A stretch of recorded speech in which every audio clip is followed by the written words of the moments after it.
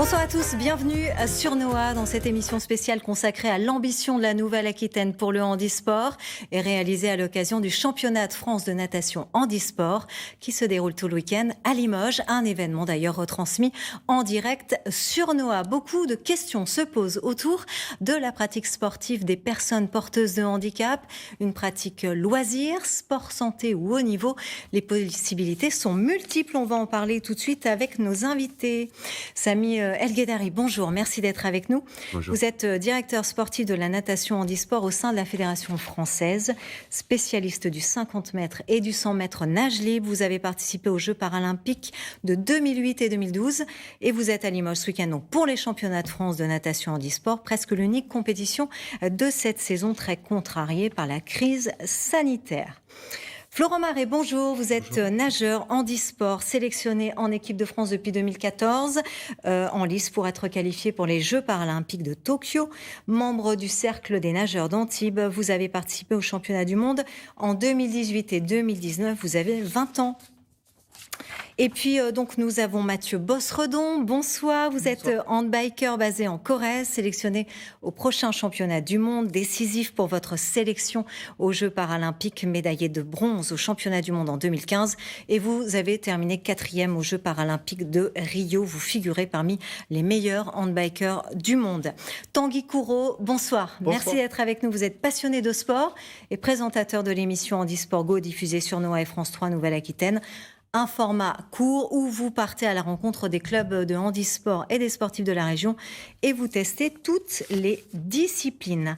Dans cette émission, Perle Bouge nous fera également l'honneur d'être avec nous quelques minutes en duplex de Lyon. Perle Bouge, double médaillée paralympique dans la catégorie aviron, une grande athlète en lice, pour être porte-drapeau de la délégation française pour les JO de Tokyo. À tout à l'heure, Perle.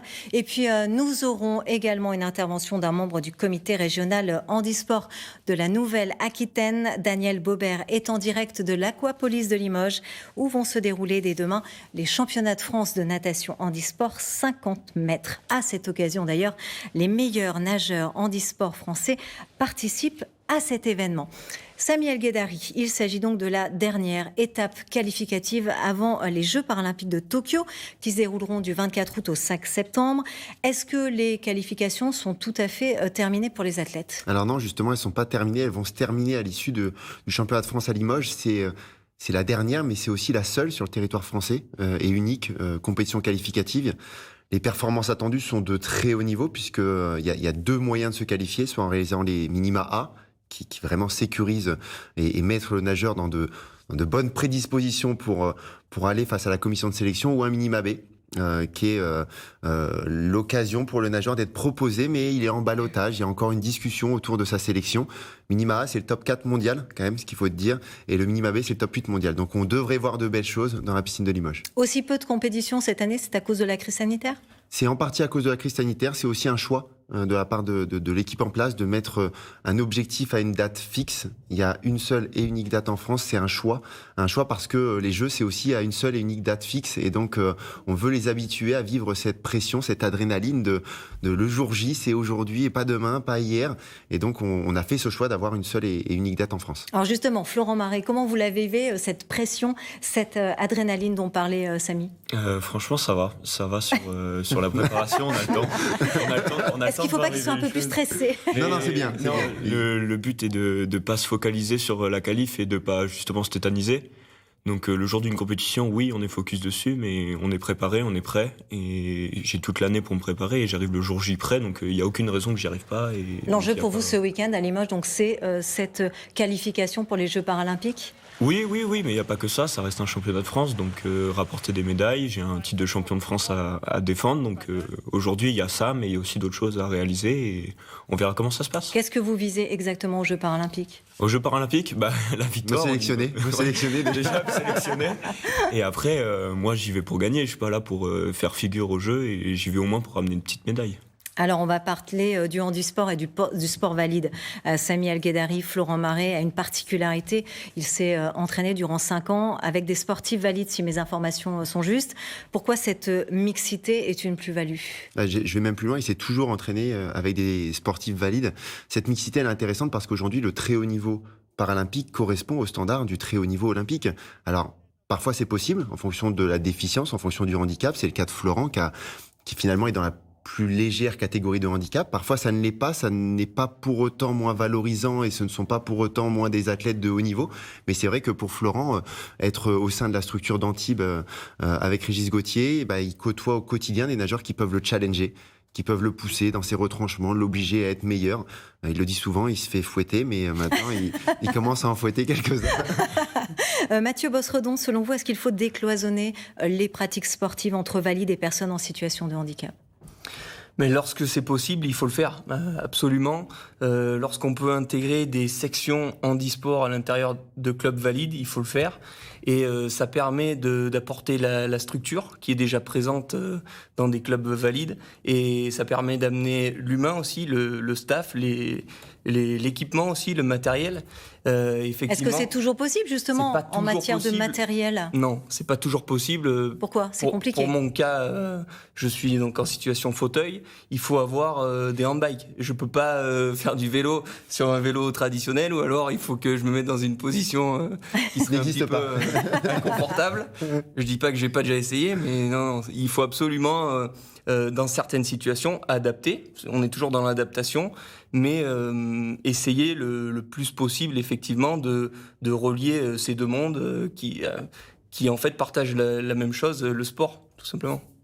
Tanguy Courreau, vous contribuez aussi à faire la pratique du handisport pour votre émission, Handisport Go, diffusée sur Noah et France 3 Nouvelle-Aquitaine. Est-ce qu'il est souhaitable que des personnes valides participent à des compétitions de handisport ? Mais bien sûr, pour la compétition, vraiment ?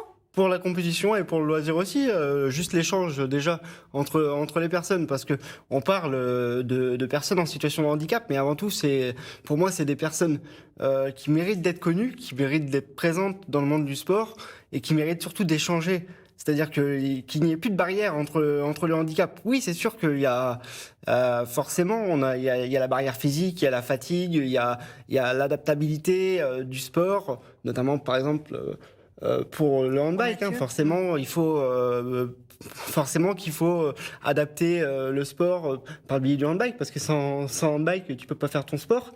Mais par contre, une fois qu'on y est, on y va, on partage, on échange, et l'échange entre valides et sportifs handisport est important, mais il faut que ça reste sans barrière. Il faut que les mentalités évoluent en France là-dessus, Samy ? Il faut qu'elles continuent de cheminer. Après, l'exemple que vous évoquiez, il y a des sportifs valides qui évoluent en compétition. Je prends l'exemple du basket, où les valides sont autorisés à pratiquer en fauteuil. Mais pas au très haut niveau, si ? Alors, pas au très haut niveau, pas au niveau international, mais déjà au niveau national, je trouve que c'est un vrai plus, parce que ça permet d'augmenter la densité. C'est pas neutre, il y a des équipes qui peuvent exister parce qu'elles sont complétées par des sportifs valides qui veulent se mettre dans un fauteuil, que ce soit en basket, que ce soit en rugby. Aujourd'hui, le handbike... Alors on a tendance à le résumer aux sportifs ayant une atteinte sur les membres inférieurs, mais finalement, moi j'ai vu des gens faire du vélo couché, j'en ai vu faire du tricycle, mais même sans être porteur de handicap, donc pourquoi pas. Après, je pense que l'essentiel, c'est surtout de prendre l'individu au cœur de son projet. Mais ça vaut pour les valides aussi, il y a des gens qui veulent faire de la compète, d'autres qui veulent faire du loisir. Là, c'est pareil, c'est de ne pas stigmatiser juste parce que la personne est en situation de handicap, mais se dire, ok, quel est ton projet ? Comment tu veux y aller ? Est-ce que j'ai les ressources ? Est-ce que j'ai les moyens ? Comment je peux t'intégrer ? Avec quelle modalité ? Si c'est juste dire, allez, on t'accueille et tu fais comme tout le monde, ou sinon tu t'en vas, là, pour le coup, c'est pas fonctionnel. Allez, on va partir tout de suite retrouver Daniel Baubert. Juste avant, on va regarder quelques chiffres marquants sur le handisport en Nouvelle-Aquitaine, voir à peu près à quoi ça correspond. Il y a en fait 3000 licenciés handisport sur presque 6 millions d'habitants, 150 clubs, 10 comités départementaux et 12 départements. Donc il n'y a pas de comités départementaux en Corrèze ni en Creuse. Daniel Baubert, bonjour, merci d'être avec nous en direct de l'Aquapolis de Limoges. Alors, l'une des missions principales du comité régional handisport, c'est la structuration de l'offre sportive sur tout notre territoire pour que chaque individu porteur d'un handicap puisse pratiquer un sport. Où en est-on aujourd'hui en Nouvelle-Aquitaine ? Est-ce qu'il y a de fortes disparités entre les départements ? Bien sûr, on intégrant la Nouvelle-Aquitaine, on a constaté qu'il y avait des particularités entre les départements, en particulier sur l'ex-territoire limousin, comme vous l'avez signalé, qui manque de comité départemental en Corrèze et en Creuse, donc qui sont très éloignés donc de la structure comité régional Nouvelle-Aquitaine. Mais ça fait donc 4 ans que nous fonctionnons ensemble. Nous avons maintenant de nouveaux élus, nous avons pris conscience de ces disparités et c'est notre priorité actuellement, la structuration de ces comités départementaux, parce que ce sont eux les plus près des clubs. Voilà. Alors, selon certains athlètes, cette grande région, c'est un vrai problème pour le handisport, puisque certains départements se retrouvent totalement isolés. C'est le cas notamment de Mathieu Bosredon. Vous pouvez parler de votre expérience ? On vient d'en parler. Je crois qu'on est le seul département qui n'a pas de comité.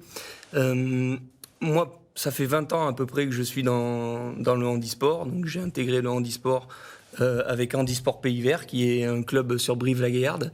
Et en fait, chez nous, on voit que c'est vieillissant. Le club est vieillissant, les structures sont vieillissantes et les personnes qui gravitent autour sont aussi vieillissants. Et il faut qu'il y ait du renouveau, il faut qu'il y ait des nouvelles impulsions. Ça peut venir effectivement de la région Nouvelle-Aquitaine, mais je pense qu'il faut aussi avoir relocalisé beaucoup de choses. C'est-à-dire que si aujourd'hui quelqu'un, parce que ça m'arrive régulièrement, des jeunes ou des moins jeunes m'appellent, me disent j'aimerais pratiquer ce sport ou ce sport, à qui je dois m'adresser. Si je les renvoie sur des contacts sur Bordeaux ou Limoges, c'est loin pour eux et de suite ils risquent de décrocher. Donc nous, l'important aujourd'hui, c'est qu'on ait des personnes ressources sur place pour que de suite on puisse identifier un potentiel chez la personne ou une envie tout simplement, ou peut-être un projet aussi, un projet de nouvelles structures pour pratiquer un nouveau sport. Par exemple, moi je sais que plus jeune j'étais très intéressé par l'athlétisme, je voulais absolument faire de l'athlétisme et en fait je m'y suis jamais mis parce qu'en fait il n'y a pas de club, il y a un club d'athlétisme mais il n'y a aucune structure qui permette d'accueillir de l'handisport en athlétisme en Corrèze. Daniel Baubert, vous l'entendez ce que dit Mathieu Bosredon, ce besoin de relocaliser des structures dans son département, notamment de la Corrèze ? Alors, bien sûr que j'entends Mathieu. Le comité régional a effectivement des moyens à sa mesure. Il y a 5 chargés de mission au niveau du comité régional. Certains sont basés à Bordeaux. Un est basé sur Limoges, avec un autre qui vient de temps en temps. Et nous avons justement les chargés de mission sont formés. Ce sont des éducateurs sportifs, en général STAPS, APA. Ils ont des méthodes de travail et l'important, c'est de recenser les différents clubs, les différents moyens sur un département, prendre les points positifs du département, essayer de les rassembler. Nous venons de le refaire sur la Haute-Vienne, justement. On a constaté nos difficultés, on a rassemblé les clubs et on vient de reconstituer un bureau au niveau du comité départemental, un bureau très complet avec... Oui. Est-ce que suffisamment de professionnels sont formés ? Alors, le handisport, la fédération handisport, dans ses missions, a la formation, dispense la formation. Et au niveau du comité régional aussi, on peut former les éducateurs des clubs valides. Et justement aussi, dans notre territoire, je suis d'accord avec Mathieu, avec les autres, la création de sections dans les clubs valides contribue à développer le sport et contribue aussi à faire connaître nos activités et c'est plus grand, donc on peut avoir plus de bénévoles, on peut bénéficier de plus de bénévoles. Donc il faut qu'on s'oriente vers ces clubs valides pour développer. Merci beaucoup, Daniel Baubert, d'avoir participé à cette émission. On l'a compris, le comité est en train de se structurer sur toute la Nouvelle-Aquitaine. On va parler à présent du bénéfice du sport pour le handicap. Merci Mathieu d'être venu à Limoges. J'aurais aimé qu'on se rencontre au bord de la piscine. Avec plaisir, peut-être plus tard. Mathieu Bosredon, vous avez commencé le sport très jeune. Vous êtes paraplégique depuis l'âge de 4 ans, c'est bien ça ?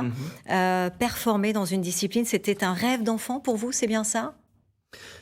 Aussi loin que je puisse réfléchir, ça a toujours été un objectif pour moi, d'être valorisé à travers le sport. J'ai très vite compris que une fois qu'on parlait d'une personne en situation de handicap, une fois qu'il était dans une situation de sportif, on gommait le handicap et à ce moment-là, on s'adressait à un homme, tout simplement, et non pas à un mec en fauteuil ou une personne avec une déficience. Donc moi, ça m'a tout de suite intéressé et j'ai voulu montrer que j'étais capable de performer, rouler vite. Alors forcément, les premiers défis, ça a été suivre mon père dans une randonnée, dans une course du dimanche, etc. Puis petit à petit, suivre des copains en vélo, puis après intégrer des sorties club avec des vélos, et puis plus ça a été l'envie de progresser et d'aller au plus haut niveau. En tout cas, les résultats, ils sont là. Médaillé de bronze aux championnats du monde en 2015, 4e aux Jeux paralympiques de Rio. Vous avez décroché deux nouveaux titres de champion de France sur la course en ligne et en contre-la-montre. Vous vous apprêtez à disputer les prochains championnats du monde au Portugal. Très bientôt, ça approche. Pour peut-être les prochains Jeux paralympiques ?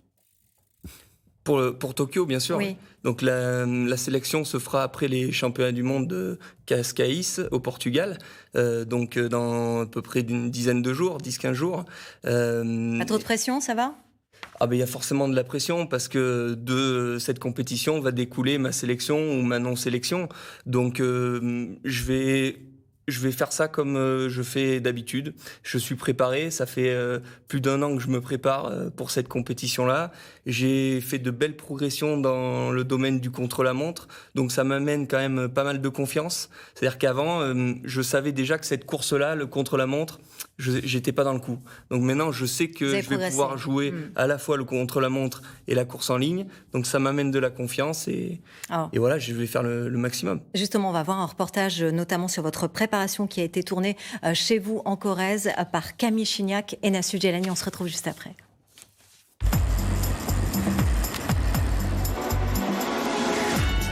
Au bout de l'effort, il y a son rêve d'enfant, celui de lever les bras au ciel en franchissant la ligne d'arrivée au jeu. Et depuis tout petit, Mathieu Bosredon se donne les moyens d'en faire une réalité. C'est vraiment quelque chose qui est très profond. Je l'ai en tête depuis que je suis tout jeune, très très jeune. 6, 7, 8 ans, je pensais déjà à un événement comme celui-là. Et après, en participant en compétition, en le voyant se rapprocher, mon niveau grandissant, c'est devenu de plus en plus concret. J'ai pu en partie le réaliser à Rio. Maintenant, il faudrait que je mette la balle au fond, quoi. Médaille de bronze au championnat du monde en 2015, il termine 4e l'année suivante aux Jeux paralympiques de Rio. Le briviste compte parmi les meilleurs mondiaux de son sport, le handbike. C'est vrai que c'est un sport qui a de la gueule dans le sens où moi j'aime les sports de performance, d'endurance, les sports durs, voilà. Et c'est vraiment un sport où on peut pas faire semblant, l'effort il est du début à la fin et si à un moment on renonce, on a perdu. Paraplégique depuis l'âge de 4 ans, Mathieu Bosredon a développé un intense goût de l'effort et une furieuse envie de gagner. Cette année, il a mis à profit le temps du premier confinement pour s'entourer d'un nouvel entraîneur. Une approche scientifique et millimétrée qui l'a conduit à progresser sur son point faible, le contre-la-montre. Et c'est vrai que moi, comme j'ai toujours été un peu fougueux, j'avais tendance à partir soit trop vite, après m'écrouler, et puis après faire les dents de scie. Et j'ai appris vraiment à réguler mes efforts avec les outils, capteur de puissance, entraînement, etc., quoi. Est-ce qu'il y a un exercice à faire ? Résultat, le Corrézien vient de décrocher 2 nouveaux titres de champion de France sur la course en ligne et en contre-la-montre.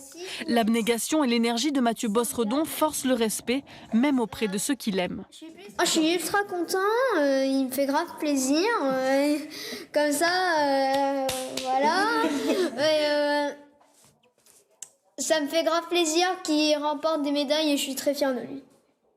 Au-delà du handicap, parce qu'on pourrait dire c'est une personne en fauteuil qui peut peut-être pas faire ci, pas faire ça.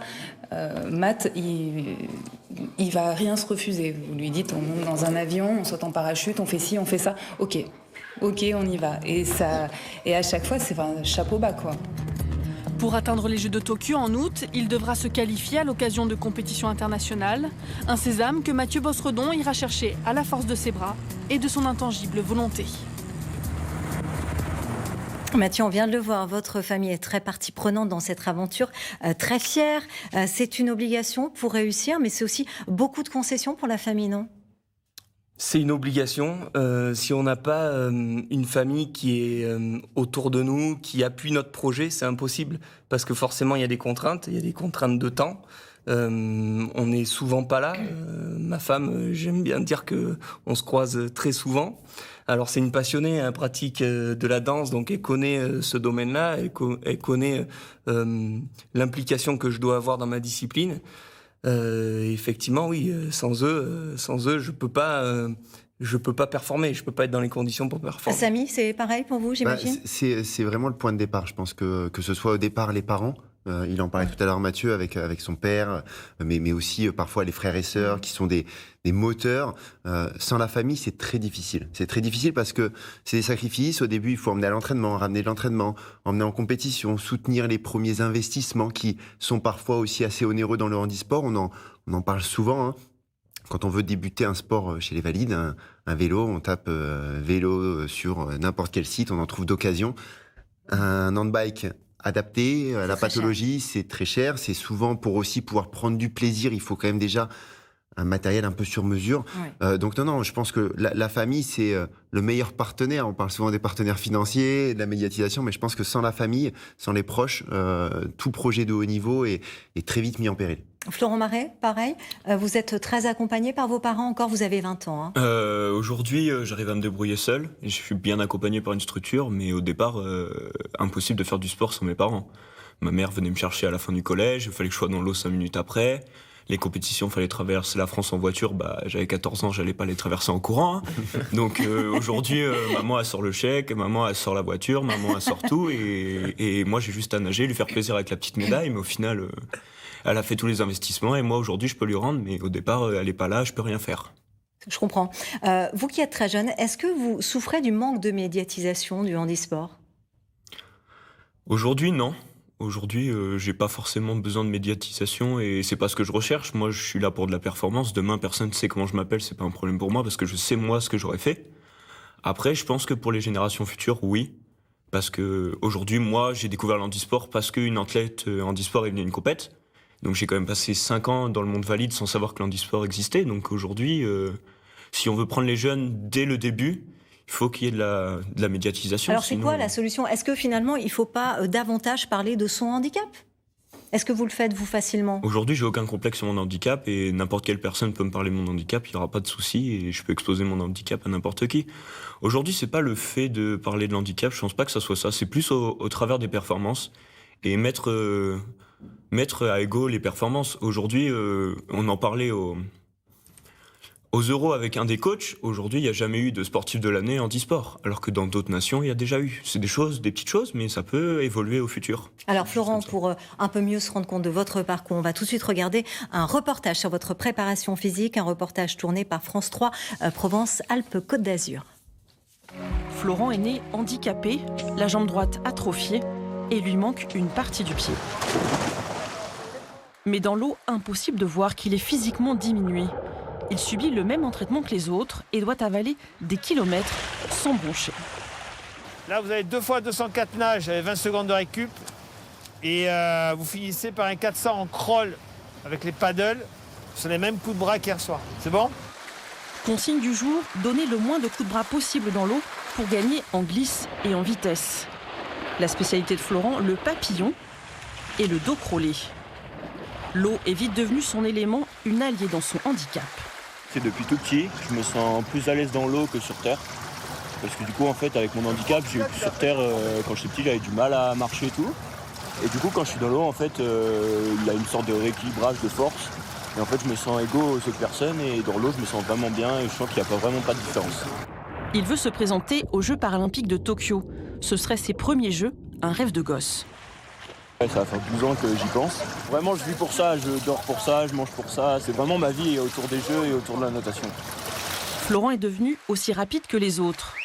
Seul un œil de pro peut déceler les déséquilibres liés à sa jambe immobilisée. Flo, tu te concentres sur ton bassin et pas bouger la tête dans tous les sens.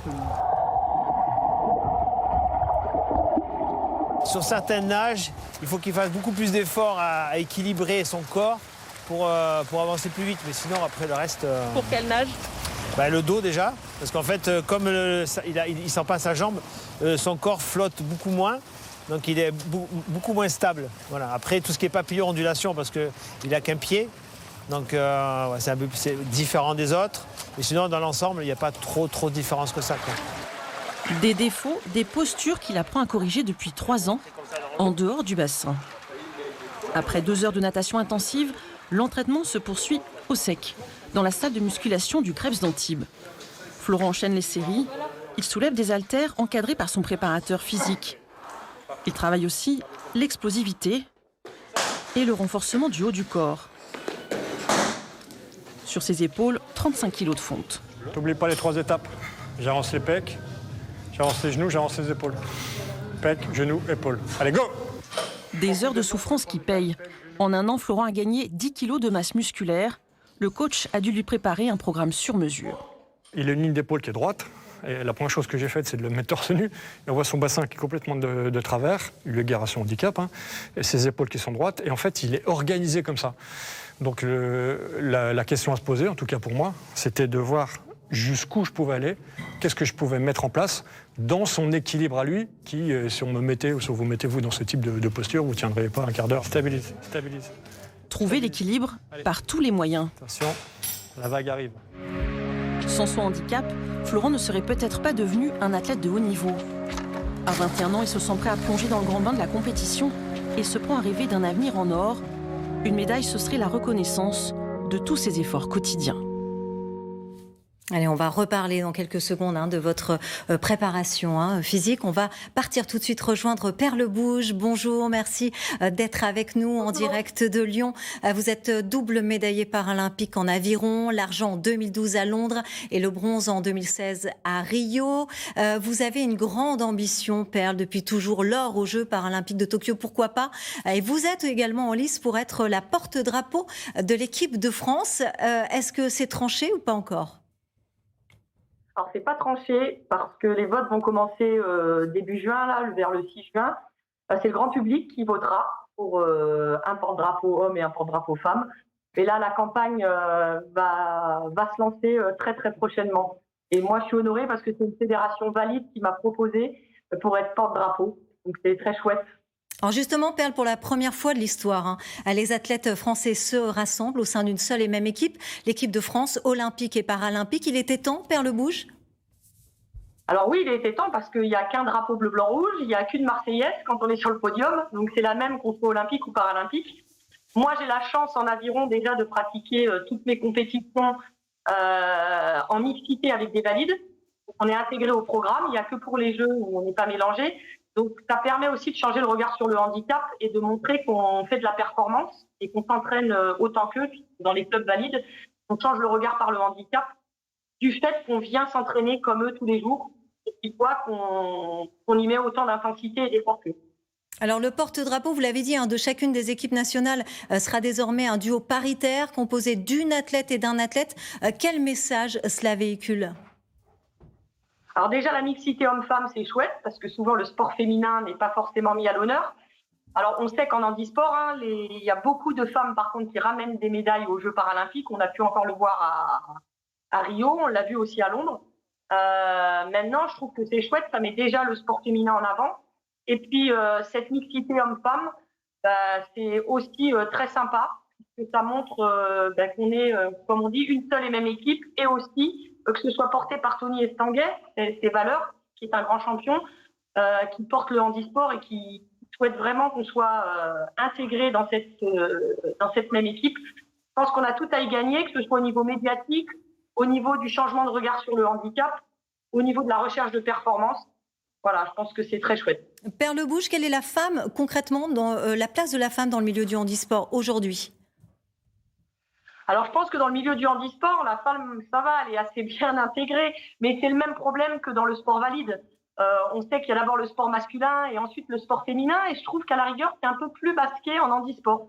La femme en handisport, au sein de la fédération handisport, elle est considérée comme un athlète masculin, et on peut le voir, je pense que sincèrement, les médailles d'or aux derniers Jeux, il y a plus de femmes à en avoir ramené que d'hommes.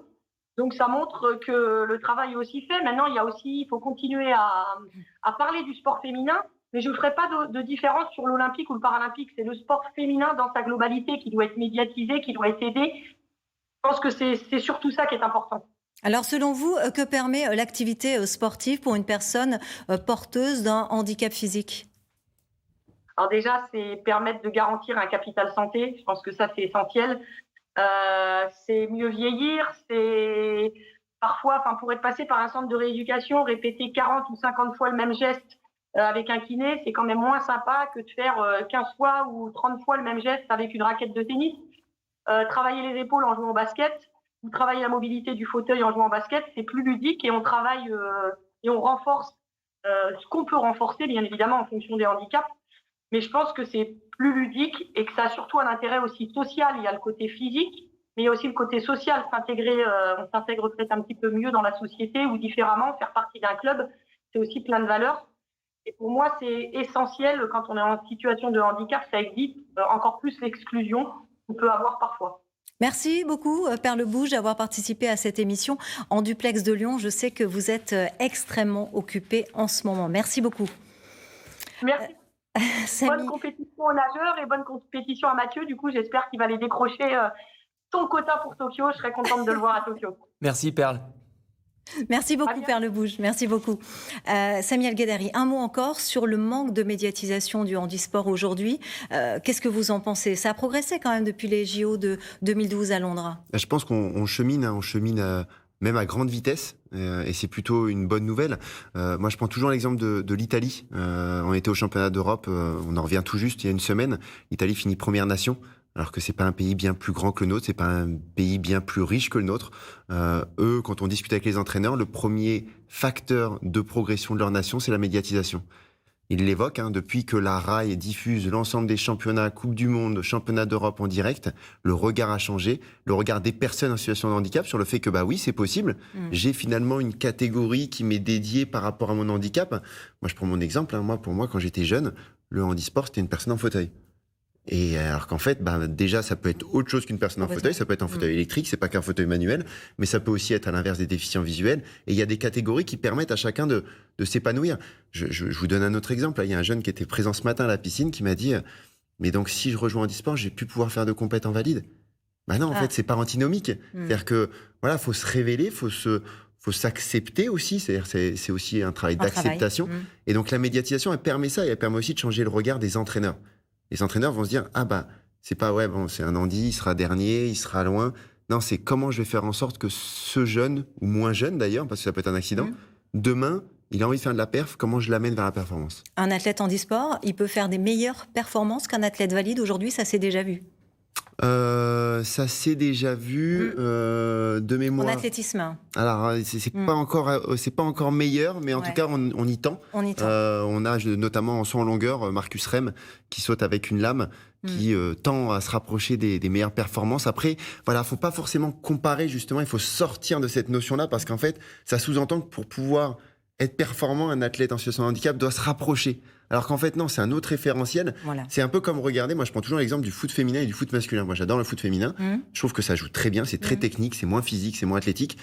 En fait, on vient pour voir d'autres choses, d'autres performances, d'autres qualités s'exprimer. Et donc, c'est ça qu'on doit réussir à permettre au grand public de comprendre et d'appréhender. Moi, je pense que c'est vraiment ça. Il ne faut pas toujours comparer à chaque fois. En tout cas, pour la médiatisation, vous êtes mobilisés, notamment, vous avez participé à une grande émission très populaire qui s'appelait Danse avec les stars. C'était en 2019. C'est ça. Vous l'aviez remporté, d'ailleurs. Quel message vous aviez fait passer à ce moment-là ? Et qu'est-ce que ça vous a apporté, en fait ? Je pense que l'idée première, c'était vraiment de profiter de cette visibilité pour montrer le handicap sous une autre facette. J'ai eu de cesse de le répéter. Mon handicap n'est pas la norme, on a chacun le nôtre. On est 4 autour de cette table, on a chacun des handicaps différents avec des contraintes différentes. Mais c'est important aussi de venir montrer ce que ça peut être. Et aussi montrer que finalement, les valeurs de travail, d'entraînement, parce que c'est ça, à un moment donné, Danse avec les stars, j'ai aussi accepté parce que c'était du sport. C'était difficile. C'est du sport, c'est de la performance. C'est ça qui vous a plu. Ça m'a plu. Et le fait de pouvoir démocratiser un petit peu le handicap et le handisport. C'est-à-dire que si des gens ont pu me suivre, peut-être qu'ils ont été cherchés, donc peut-être qu'ils ont trouvé des informations sur la pratique sportive, et ça peut-être avoir suscité des vocations. Et donc c'était un peu ça pour moi l'objectif premier, et l'objectif sportif bien entendu, on reste des compétiteurs. Alors vous, Tanguy, ce n'est pas que la performance sportive qui vous intéresse. Quel est le leitmotiv exactement de votre émission Handisport Go diffusée sur France 3 Nouvelle-Aquitaine et Noah? Le leitmotiv, c'est de montrer que le tout est possible en situation de handicap, en tant qu'athlète, mais aussi en tant que club loisir. Voilà, c'est de montrer un petit peu l'aspect positif du handicap à travers le sport, montrer que tout sport est accessible pour tout le monde, parce que rendre une salle accessible, c'est un fait, mais rendre un sport accessible à tous et pour tous, c'en est un autre. Et moi, c'est ce qui me motive à travers Handisport Go. Un chiffre important à noter, 9%, c'est le pourcentage de personnes handicapées présentes dans les programmes et retransmissions sportives. C'est vrai que vous faites beaucoup, vous, avec votre émission, vous mettez en avant ces sportifs-là. Est-ce que vous avez des retours, des fois, sur le terrain ? J'ai des retours, oui. Tout le monde est content, tout le monde me dit c'est super ce que tu fais, on a besoin de toi, on a besoin de cette visibilité. Voilà, je suis une des seules émissions sur le handisport où vraiment je rentre dans la peau de l'athlète ou du sportif. Parce que vous les testez, tous ces sports. Je teste tous les sports, ouais. C'est très physique. Au péril de sa santé. Je mets à péril ma santé, mais Il a mal au dos, d'ailleurs. Mais qu'est-ce que j'aime ce défi à chaque fois de découvrir, d'échanger et de montrer ce sport à travers mon humour, à travers moi, ces athlètes et ces sports et ces clubs en Nouvelle-Aquitaine à travers le handisport. Alors justement, on va regarder une petite compilation de vos émissions Handisport Go. Regardez. Allez, Dio, c'est parti!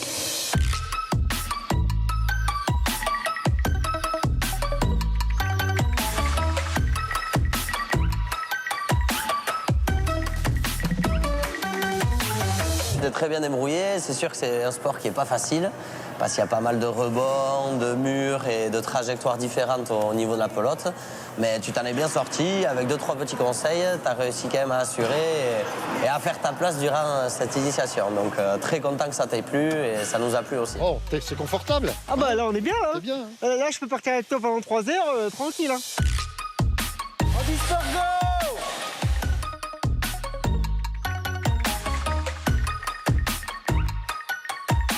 Alors le cécifoot est accessible à toute personne en situation de handicap? Alors toute personne non-voyante, mais handicap aussi. D'ailleurs, je vais t'inviter à aller rejoindre les joueurs là. Oh là, vous n'avez pas peur, hein? C'est toi qui vas pas avoir peur. Parce qu'on m'appelle Zidane dans le milieu. D'accord, d'accord.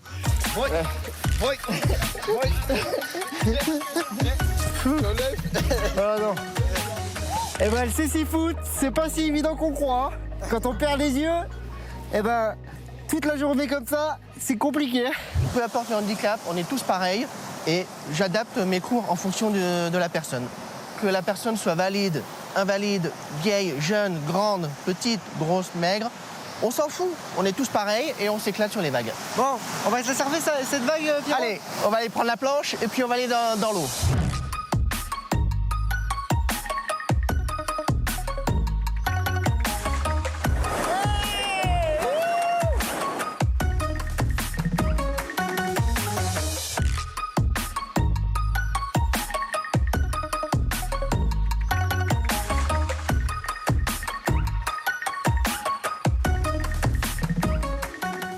La force de ce programme, Tanguy, c'est aussi votre humour.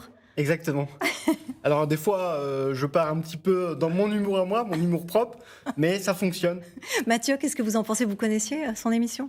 J'ai déjà vu plusieurs émissions et ce qui est assez sympathique, c'est qu'en fait, ce que fait Tanguy, c'est ce que toutes les personnes en situation de handicap devraient pouvoir faire, c'est-à-dire essayer un sport, le découvrir, en essayer un autre et à un moment donné, pouvoir choisir et pratiquer. Voilà. Donc Laurent, merci Tanguy de nous faire découvrir toutes ces activités. Moi, je trouve ça intéressant que ça soit une personne en situation de handicap qui fasse ça parce qu'aujourd'hui, peut-être que le handball, on se dit, une personne en handicap, ça doit être facile. Aujourd'hui, on voit la différence entre des personnes qui s'entraînent et c'est leur métier, entre guillemets, et toi, et ça permet aussi de montrer la différence qu'il y a du travail et que les gens sont investis dans leur passion et que ça vient pas d'un claquement de doigts aussi dans le handisport. C'est sûr. Samy? Moi, j'aime le côté, ça existe. Ça existe. Mathieu le disait, il y en a, ils passent leur vie à ne pas savoir qu'il y a des sports adaptés pour les personnes en situation de handicap. Et là, finalement, par le prisme de cette émission, c'est Ah oui, ok, ça aussi c'est possible. Et le fait que ce soit Tanguy justement avec son handicap, qui n'est pas forcément l'handicap le plus simple pour pratiquer tous les sports, c'est vrai que finalement on met un valide souvent en fauteuil. Là, moi j'aime ce côté où, punaise, même lui il s'est amusé, il a rigolé, c'était top, alors que finalement c'est pas forcément la catégorie de handicap qui est classifiée dans la compétition. Là c'est vraiment le côté sport pour tous, sport plaisir, sport aller découvrir, s'amuser, rigoler, et avec son humour qui lui est propre, mais qui, moi en tout cas, me parle très bien. Je trouve que ça décloisonne et ça donne envie. Tanguy, vous avez un autre souhait. Là, bientôt, la 2e saison va sortir dans Handisport Go, mais vous avez un grand souhait par rapport aux Jeux paralympiques. J'aimerais, si possible, aller à Tokyo pour suivre justement les athlètes Nouvelle-Aquitaine de l'équipe de France. Ouais, j'aimerais bien pour montrer un petit peu ces athlètes dans la compétition, mais aussi dans l'à côté, dans l'après-compétition, où il n'y a pas que le défi sportif, il y a aussi la rigolade, l'échange entre les athlètes. Et voilà, on s'éclate, c'est pas que la perf, c'est aussi l'échange après, en mode on s'éclate, on est tous ensemble et on est tous dans le même bateau. Et ce bateau-là, c'est le handisport. Et vous n'hésitez pas justement à monter dans le bateau. En 2018, vous aviez participé à la Tall Ship Regatta. Qu'est-ce que c'était une vraie aventure pour vous ? Une aventure extraordinaire, hein. Ça a été le commencement de ma vie et de mon histoire. Je suis parti donc 12 jours en mer sur un vieux gréement qui s'appelle le De Galant. Donc je suis parti par le biais de l'APF France Handicap parce que j'ai pas fait d'études dans le journaliste, j'ai fait des études dans la vente et j'étais sur Limoges justement et après sur Bordeaux où j'ai suivi mes études. Et à côté de ça, en fait, à côté des études, il y a le défi culturel et le défi de l'échange et de la découverte. Et l'IUM de Talence, APF France Handicap, m'a permis de participer à cette tall ship avec un de mes soignants et puis un autre jeune en situation de handicap. C'est quoi concrètement ? C'est quoi ? On est parti 12 jours en mer sur un vieux gréement pour vivre comme un marin. C'est-à-dire qu'on a pêché, on a fait des quarts de nuit. Moi, je dormais 4 heures par Vous avez fini où ? Vous avez atterri où au final, au bout de 2 jours ? En fait, on est parti de Dublin. On est parti de Dublin et on est monté sur ce bateau. Et après, on est arrivé à Bordeaux pour la fête du vin. Donc un échange et une découverte comme un marin. La culture. Les cales étaient pleines de rhum. Les cales étaient pleines de rhum et pleines de nourriture. Et là, on a mangé du maquereau, on a pêché, on a vu des dauphins. Enfin, humainement, c'était hyper cool. Et puis, on a échangé avec d'autres personnes parce qu'on était 17 sur le bateau. Je te raconte pas, 2 douches en 12 jours, impeccable. Ça sentait pas trop bon, mais bon. À côté de ça, ça sentait le bon vivant, quoi. Ça, c'était une sacrée aventure pour vous, en tout cas. Ça veut dire que vous pouvez vous lancer des défis aussi. Mais j'aime les défis. J'aime la découverte et j'aime faire découvrir les choses. Et en fait, ça a été le commencement de tout parce qu'à mon arrivée donc à Bordeaux, j'ai parlé de mon parcours. Et c'est de là, en fait, que France 3 Nouvelle-Aquitaine m'a proposé, entre guillemets, le projet. Et j'ai lancé l'idée que j'aimerais bien que le handisport en Nouvelle-Aquitaine soit plus vu, plus détaillé, que ces personnes soient connues, parce que derrière tous ces clubs, il y a de l'envie, il y a de l'engagement de toutes ces personnes, et de rendre visible le handisport, pour moi, c'est une fierté. Justement, on va parler des difficultés et de l'avenir du handisport. 5 grands problèmes émergent aujourd'hui autour du handisport. Des difficultés financières, humaines, matérielles, communication. On en a parlé aussi un petit peu de la communication. Samy El-Guedari, dans le handisport, ce qui est assez étonnant, c'est que souvent les grands athlètes ne sont pas rémunérés pendant une grande partie de leur carrière. Alors, c'est pas propre au handisport, hein. C'est vrai qu'on a tendance à le pointer du doigt. C'est vrai que le foot, le rugby sont peut-être des sports... un peu plus quand même. C'est en train de changer, objectivement. Ouais. Objectivement, c'est en train d'évoluer. Après, ce qui est plus compliqué, en fait, c'est que presque aujourd'hui, il y a un décalage qui est en train de se créer. C'est-à-dire qu'on arrive à valoriser davantage les sportifs. Par contre, les entraîneurs Ils sont au sein... Voilà, il y a encore énormément de bénévolat. Même au très haut niveau ? Même à très haut niveau, ouais. C'est quoi le problème ? Pas au sein des équipes de France, où les entraîneurs sont rémunérés pour leur présence au sein de l'équipe, mais au sein des clubs, il y a encore énormément, on s'appuie énormément sur le bénévolat. Il faut plus de sponsors ? Je pense qu'il faut qu'il y ait un changement de regard au niveau des municipalités aussi, au niveau des communes. On sent que c'est en train d'émerger. Très souvent, c'est le club handisport. On lui trouve 2 créneaux. Ce sera de 4 à 77 ans, du loisir au haut niveau. Et puis, ce sera bien. On a quand même fait une bonne action. Il y a quand même 2 créneaux. Que tout le monde se mobilise, les départements, les villes, les communes, tout le monde. C'est vraiment la synergie entre l'ensemble des acteurs pour aussi, grâce à l'inclusion aussi parfois.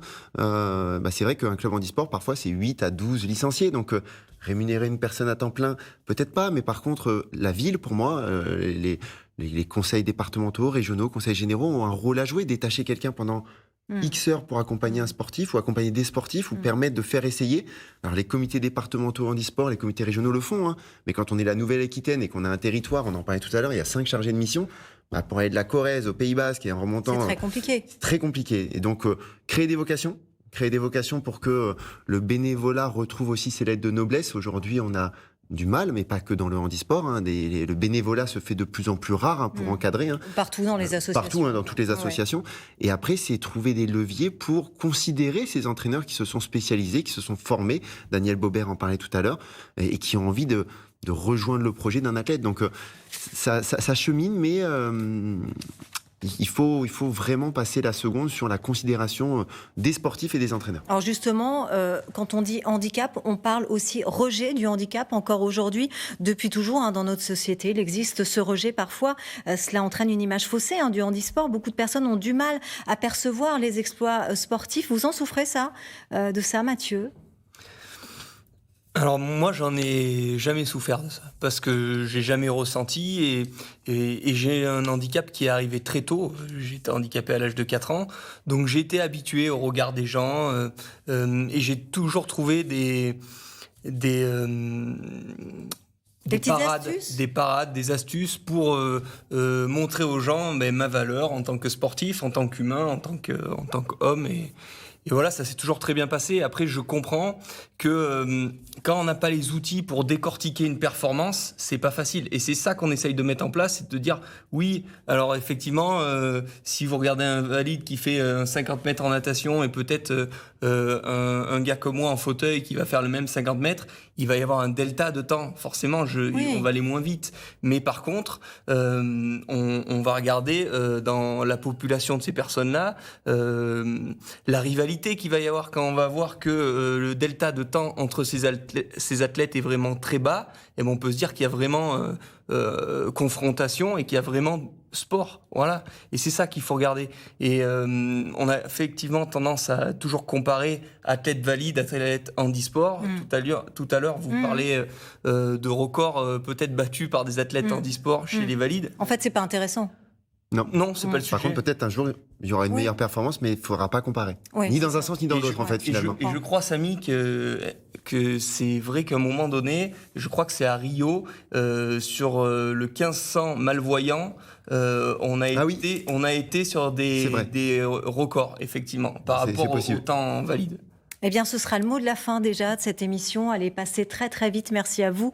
Merci à votre participation, à votre activité. Un petit mot peut-être pour finir.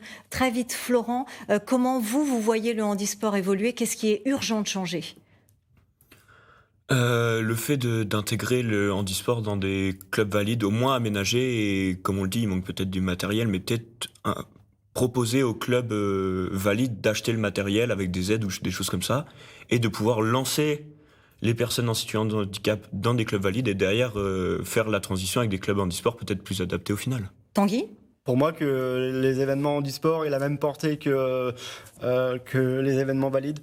Voilà, que le handisport soit pas mis de côté, que ça soit une action, ordinaire, que le handicap ne fasse plus peur, que le regard change sur le sujet. Plus de pitié. Et qu'il n'y ait plus de pitié, ça existe encore. Oh, le handicap fait peur. Non. Il faut que le handisport ait vraiment une place, que ce soit en Nouvelle-Aquitaine, mais aussi en national. Donc ça veut dire des efforts aussi faits pour les clubs, pour les aider concrètement. Exactement. Mathieu, votre conclusion à vous ? Mais moi, je dirais que globalement, le handisport a plusieurs rôles. Il a un rôle sociétal pour l'intégration des personnes en situation de handicap dans la société. Il faut qu'il n'y ait plus de différences. Voilà, gommer les différences, ça c'est sûr. Il y a un rôle santé, on en a parlé. Souvent des accidents de vie, voilà, on se remet en santé grâce au sport, et ça peut effectivement après faire naître des vocations de sportifs de haut niveau, mais au départ ça peut être aussi juste se remettre en forme et pratiquer ensemble. Mais voilà, moi je crois que le rôle de la médiatisation là-dedans, ça va être de rendre accessible le sport handisport à tous ceux qui le souhaitent, et de pouvoir communiquer là-dessus, qu'il n'y ait plus de tabou, et que effectivement on décloisonne, comme on l'a dit, tout ça, quoi. Aujourd'hui en Corrèze, en termes de handisport, on peut faire quoi comme activité ? Alors aujourd'hui en Corrèze, pour être très clair, l'activité principale c'est la natation. C'est là où il y a le plus d'adhérents, une trentaine, et ça se développe, c'est assez bien développé. Il y a également un club de cyclisme dont je fais partie, et je crois que je suis le seul licencié à l'heure actuelle. Donc si je peux faire naître des vocations, avec grand plaisir, je ferai essayer mon handbike. Il y a des tandems aussi, on peut faire essayer le tandem. Et il y a aussi un peu de tir à l'arc, je sais, mais voilà, il manque encore énormément de discipline, et il faut faire naître des projets. Peut-être que quand je serai retraité, je vais pouvoir faire naître des projets, je l'espère aussi. Mais voilà, il y a un mouvement qui est ce mouvement de la Nouvelle-Aquitaine. Il faut que notre département, la Corrèze, se l'approprie aussi et crée des projets, et après on pourra voir. Samy El Guedari, l'urgence pour le handisport, très vite pour conclure. Changer de regard, je pense que c'est le mot-clé. On a toujours peur de ce qu'on ne connaît pas. Et donc la médiatisation, la démocratisation du handisport et du handicap permettra de faire tomber beaucoup de tabous, et permettra justement aux personnes de rêver grand, parce qu'elles auront connaissance du champ des possibles, que ce soit du loisir, sauter en parachute, faire du ring hockey, peu importe, tant que les gens n'ont pas de regrets sur leur vie et qu'ils ont eu les moyens de pouvoir s'exprimer, s'amuser et passer des bons souvenirs pour leur vie future. Il faut y croire, en tout cas, pour le handisport, et faire progresser les choses et évoluer les mentalités partout en France. Merci beaucoup à tous les quatre d'avoir participé à cette émission. C'est donc le mot de la fin. Bonne chance à vous tous dans vos prochaines échéances, notamment pour Florent, dès demain, au championnat de France de paranatation à l'Aquapolis. Mathieu également au championnat du monde très bientôt, début juin. Peut-être aussi donc cette émission, vous pouvez la revoir sur Internet si vous le souhaitez. Et puis tout au long du week-end, sur Noah, vous pourrez suivre en direct les championnats de France de natation handisport qui se déroulent à Limoges à huis clos en raison de la crise sanitaire. À très bientôt sur Noah et France 3 Nouvelle-Aquitaine.